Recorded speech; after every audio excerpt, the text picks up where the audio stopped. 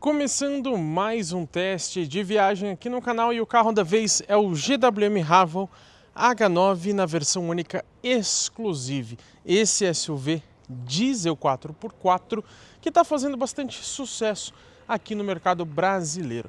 Nesse vídeo nós vamos de São Bernardo do Campo até Jundiaí com ele para testar na estrada quesitos como desempenho, consumo, direção, conforto de suspensão, vamos falar do conforto de bancos, enfim, descobrir realmente como que é viajar com esse carro. Será que ele é bom para pegar a estrada? Vamos descobrir. E ele é lotado de assistências à condução, de ADAS, que a gente vai falar num vídeo dedicado a isso, para a gente poder explorar cada item com mais calma e nos mínimos detalhes, como eu sempre faço para vocês, mostrando um pouquinho do interior. E vamos lá então testar esse carro na prática. Começando aqui o nosso trecho de estrada, eu vou resetar agora para nós o nosso único trip de consumo. Isso aqui é triste, hein? Deveria ter mais, mas já está resetado. Eu lembro que o ar-condicionado está ligado porque estava um frio do caramba de manhã, já começou um puta de um calor também, e a gente sempre mantém o ar, então assim será. Pessoal, eu vou começar já falando sobre o conjunto mecânico, mas antes eu quero citar que, como vocês bem sabem, nós vamos até o pedágio dirigindo de forma tranquila para economizar combustível. Depois do pedágio a gente pisa fundo para testar o desempenho, que é um ponto um pouco delicado aqui desse carro. Tem gente que fala que é ruim, a gente vai conferir na prática se é bom ou não. Esse carro também não tem modos de condução, o que você tem é um seletor de tração, que aí sim você consegue selecionar entre areia, neve e lama, e os modos 4x4 alto, 4x4 reduzido, ou o que a gente está usando que é o 4x2, né? Já vou falar sobre tração para vocês. Mas você não encontra o modo Eco, o modo Sport ou algo nesse sentido, infelizmente. Falando agora sobre o conjunto mecânico de fato, a gente tem aqui um motor 2.4 turbo diesel de 4 cilindros em linha com injeção direta de combustível. Ele rende para nós somente 184 cavalos com 48,9 kg de torque. Daqui a pouco eu vou falar do peso para vocês e vocês vão perceber por que eu disse somente, tá? Porque o carro é bem grande e aí esses números não empolgam muito. Vamos ver como que vai ficar na hora do desempenho, né? Junto com esse motor 2.4 turbo diesel, que é da própria GWM, a gente tem também uma transmissão automática convencional de 9 marchas, desenvolvida também pela própria montadora, aliada a uma tração que pode ser prioritariamente traseira, 4x2, que é como estamos agora. Você tem um 4x4 alto, onde ele vai distribuir 50-50, tá? Assim como o reduzido, ou seja, metade do torque na frente, metade atrás, e tem ainda o 4x4 low, que é o reduzido. Agora, você não pode usar esses modos 4x4 fora de terrenos de baixa aderência. Então, tá no asfalto, tá na estrada, sempre 4x2, tá bom, pessoal? E ele tem também, embora não faça sentido aqui para o nosso vídeo, o bloqueio do diferencial traseiro e dianteiro. Agora eu falo para vocês sobre isolamento acústico e o preço do carro. Vamos começar pelo valor, que eu sei que vocês gostam de saber, até porque tá tudo muito caro. O Haval H9 ele tem uma versão única aqui no mercado brasileiro, a Exclusive, como eu disse, 2.4 diesel 4x4. A gente tem nessa versão um preço de R$329 mil. Parece muita coisa? E de fato é bastante coisa. Mas a gente precisa comparar com o segmento, com os concorrentes desse carro, e depois vou falar na avaliação completa para vocês. Vocês vão entender que na verdade o preço não é tão assustador assim, considerando o nosso mercado atual, né? E esse carro não tem opcionais e até mesmo as pinturas são gratuitas. Essa aqui é a cinza Zenith, que é fosca. Agora, falando sobre isolamento acústico, pelo tamanho do carro, eu realmente achei um ponto muito positivo. Entra pouco barulho de vento aqui. E por que eu digo o tamanho do carro? Porque você cria uma resistência de vento muito maior quando o carro é grande, né? Quando o carro é largo e alto. Então você, como se tivesse a aerodinâmica de uma parede, de um tijolo, você está empurrando muito mais o ar do que um carro pequeno, baixinho, mais compacto, tá? Então por isso eu achei o isolamento acústico realmente muito bom. Ainda incomoda esses infelizes de moto que ficam fazendo barulho e nem andam, né? Só faz barulho. Mas isso todo carro vai ser assim, tá? Ele distanciou um pouco, a gente já não escuta. Realmente o isolamento é bastante bom aqui no Haval H9. Eu quero falar agora para vocês sobre direção e suspensão. Começando pela direção, eu achei ela bem acertada. Ela é assim, não é extremamente direta, não aponta super rápido como um carro alemão, por exemplo. Mas para um chinês eu achei ela bem calibrada, você se acostuma rápido e você não sente ela super anestesiada, tá? É um pouquinho sim mais macia? É, mas não ao ponto de chegar a te incomodar. Eu acho ele realmente interessante. E você tem aqui 3 modos de direção, você pode selecionar o normal, que é o que eu gosto de usar, principalmente na cidade, mas você tem também o conforto e o esportivo. Vamos colocar o conforto, ver se a gente percebe alguma coisa. Ela ficou realmente mais macia, mais virtual e parece mais os carros chineses em sua grande maioria. O esportivo, aqui na estrada fica bom porque ela fica um pouquinho mais pesada, né? Mas na cidade, por conta do carro ser grande, eu acho que o normal ficou ótimo, que ele consegue ser macio, mas sem ser virtual ou anestesiada demais. Agora o conforto, só se você gostar muito mesmo dessa questão.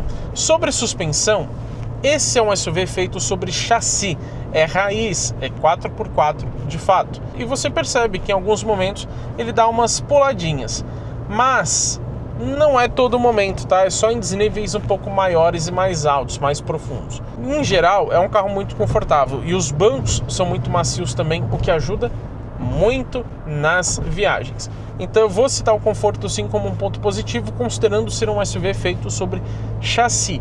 Mas é lógico que você tem alguns SUVs feitos sobre monobloco que acabam sendo até um pouco mais macios, pulando menos. Falo agora para vocês sobre consumo de combustível, porque nós estamos chegando já no pedágio. Agora eu vou falar para vocês do peso, que eu falei que assustaria, né? São 2.525 quilos. Eu sempre falo junto com o consumo porque isso está diretamente atrelado. São mais de 2,5 toneladas, fora a minha tonelada que eu tenho aqui, então deixa o carro ainda mais pesado. Já sobre o consumo em si, o Inmetro diz que na estrada esse carro faz, logicamente com diesel, 10,3 km por litro. Eu acho que a gente vai conseguir uma média consideravelmente melhor, mas vamos ver o resultado já já.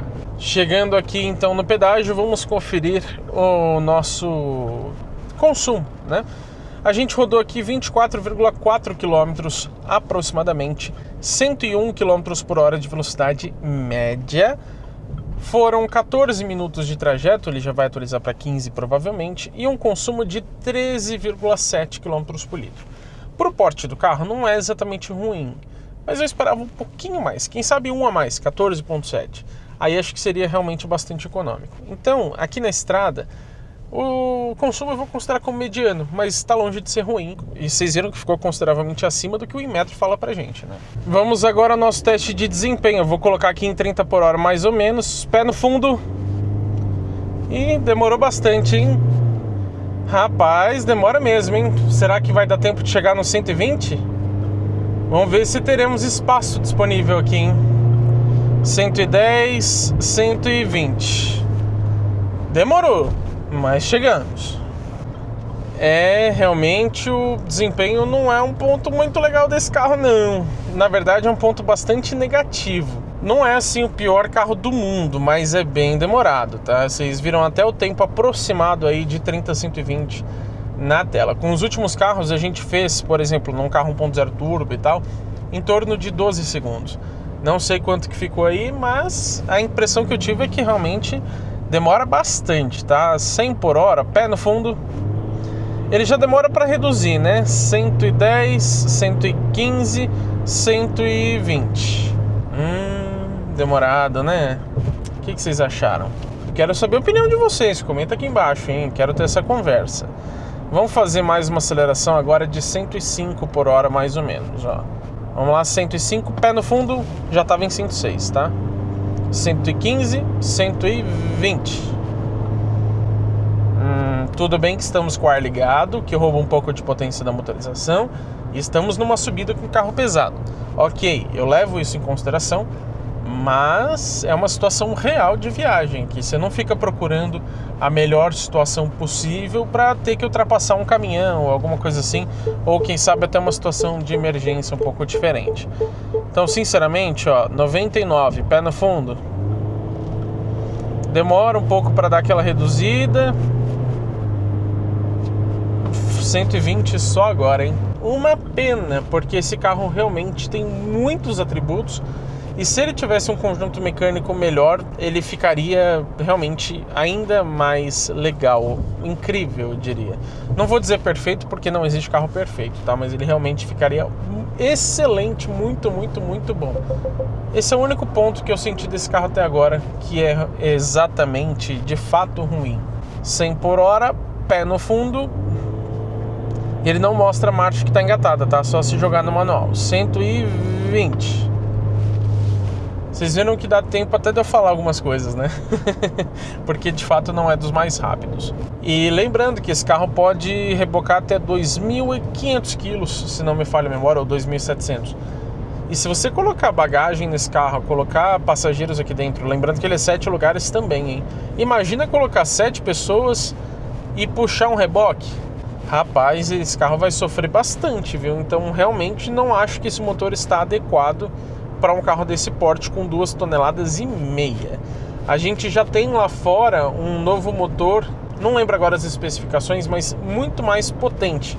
Ele tem até mais torque do que uma Ranger V6, por exemplo. A GWM já vai oferecer esse carro em alguns mercados, então eu espero muito que venha para o Brasil também para corrigir esse problema aqui do Raval H9, que não é legal de fato. Agora eu quero falar um pouco para vocês sobre como é dirigir esse carro, e é um ponto realmente bastante positivo. Eu tenho 1,93 de altura, a posição de dirigir já ficou boa para mim, tá? Eu, lógico, estou num SUV grande, então você sente um pouquinho mais alto, mas nada muito exagerado também. Colocando o banco para baixo, ele fica numa posição bacana. Você tem uma direção legal, não é extremamente anestesiada, ao contrário de alguns outros chineses. A única coisa que eu não gosto é essa seta aqui, que ela não fica no lugar, né? Então você tem que dar um toquinho, ela aciona, e você dá um toque, ela desaciona, e às vezes você se perde, é horrível. A suspensão também é interessante, então sim, viajar com esse carro é um ponto muito legal, muito positivo. Ele é muito prazeroso de dirigir e olha que eu não sou fã de carro chinês, mas a GWM, ao contrário de algumas rivais, ela faz uma adaptação para o mercado brasileiro e ela é um pouco menos padrão chinês, digamos assim. Os veículos que ela traz para o Brasil são realmente legais. Por exemplo, a BYD, você não vai achar um carro igual a esse. Diesel 4x4, feito sobre chassi e tudo mais. Na GWM você tem, em comparação com outros chineses, é um ponto interessante.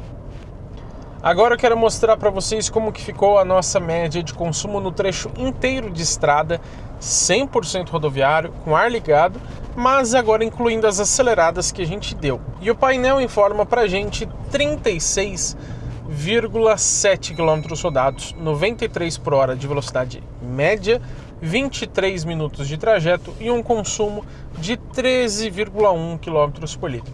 Considerando o tanto que a gente acelerou, eu achei que abaixou pouco, 13,2 na verdade. Ele estava 13,7, né? Então uma pequena diferença. Assim, de novo, para o peso do carro, não é um consumo ruim, tá? 2,5 toneladas fora condutor, bagagem, blá blá blá, por mais que eu esteja sozinho dentro do carro. Agora, super econômico não é. A gente tem uma Mitsubishi Triton Katana, por exemplo, que fez, se eu não me engano, mais de 17 por litro naquele nosso trecho mais econômico, né? Então, já que ele não é legal no desempenho, o consumo poderia ser um pouco mais empolgante. Vocês concordam? Chegamos aqui no final do nosso trajeto em Jundiaí e o que eu posso dizer para vocês sobre viajar com o GWM Raval H9 é que, tirando o desempenho, esse carro realmente é muito bom e muito completo. Tem vários sistemas ADAS que a gente vai falar no vídeo separado, mas os bancos têm massagem, tem aquecimento e ventilação, suspensão bem acertada, ele é um carro confortável, é 4x4, então se precisar passar numa situação de lama como aquela ali, por exemplo, vai tranquilamente. Então realmente, para viajar em família, 7 lugares, excelente espaço. Se você não estiver usando os 2 últimos assentos, o porta-malas é bem grande também, então tudo ótimo. Mas o desempenho, esse sim você vai sentir falta muito provavelmente. Uma questão que eu acabei esquecendo de comentar antes, mas felizmente eu lembrei a tempo, é sobre a transmissão de 9 velocidades. Ela dá uns tranquinhos às vezes que realmente dá uma assustada, digamos assim. O escalonamento dela eu já não acho tão bom, porque muitas vezes segura muito as marchas sem necessidade alguma. E é assim que você solta o pé do acelerador, parece que ela ainda continua com aquela rotação um pouco mais alta por um tempinho antes de meio que entender que você realmente tirou o pé do acelerador. E os trancos, eles não são muito presentes, não estão acontecendo a todo momento. Mas quando acontece, eles são bem bruscos. E aí dá uma sensação não muito legal, né? Parece que ele está realmente com algum problema quando dá esses trancos. Já aconteceu dele dar bem forte ao ponto de eu balançar assim dentro do carro. Agora até o sistema de som desse carro é excelente. Então para viajar é um custo-benefício ótimo. Pena que não anda tão bem. Eu não vou mostrar para vocês lembrando a média de consumo porque ele só tem um trip resetável e a gente teve que resetar na estrada. Então aquele percurso inteiro de São Bernardo do Jundiaí, infelizmente nós perdemos. E eu acabei nem pedindo antes isso para vocês, então eu peço agora, né? Por favor, deixa o seu like aqui embaixo se você ainda não fez isso e já comenta também o que você acha sobre o GWM Haval H9. Se quiser fazer um comentário pago, você ajuda ainda mais o nosso canal e ele ainda fica destacado para todo mundo ver. É só usar a função Valeu Demais aqui embaixo. E é lógico, né, pessoal? Se você ainda não fez isso, se inscreva no canal e ative as notificações porque teremos muito conteúdo legal com esse carro e também com todos os outros que passam pelo teste de uma semana aqui no canal GT Autos.